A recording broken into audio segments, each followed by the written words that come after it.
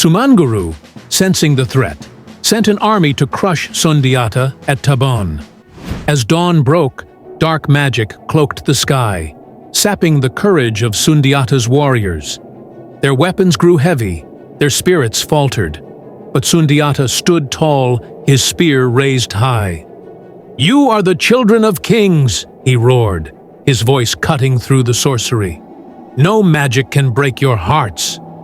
His words rekindled their fire. The warriors fought with renewed strength, driving Soumaoro's forces back.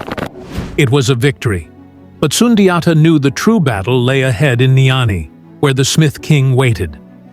A glimmer of hope came when Balafasake escaped, bringing a secret.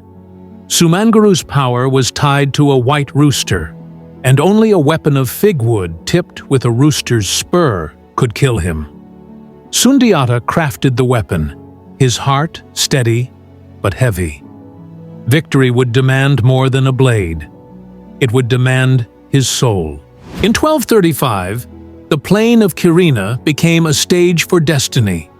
Soumaoro's army stretched to the horizon, bolstered by dark creatures and sorcery that turned day to night. Sundiata's force, though smaller, burned with hope. The battle raged, steel clashing, earth trembling under unnatural quakes. At its heart, Sundiata sought Soumaoro. The sorcerer-king appeared as a giant, then a monstrous bird, then a shadow of fire. "You will die here, exile," he sneered. Sundiata raised his weapon, its fig wood gleaming. "I fight for my people's freedom," he answered, "and no darkness can stand against that." Their duel was a storm of steel and magic. Soumaoro's power shook the earth, but Sundiata's was rooted in love and justice. At noon, when the sun blazed brightest, Sundiata struck, the rooster-tipped spear piercing Soumaoro's heart. The sorcerer fell, his magic erupting in a whirlwind of shadow. With a final surge of will, Sundiata banished it to the desert, freeing the land. With Soumaoro's defeat, Mandinka was free, but Sundiata's work had just begun. At the Assembly of Gabara, he forged the Mali Empire, not through conquest, but through unity.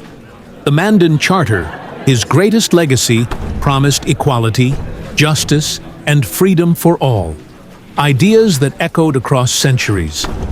He rebuilt Mandinka, restoring trade, building roads, and planting the seeds of a golden age. Timbuktu rose as a beacon of learning, drawing scholars from distant lands.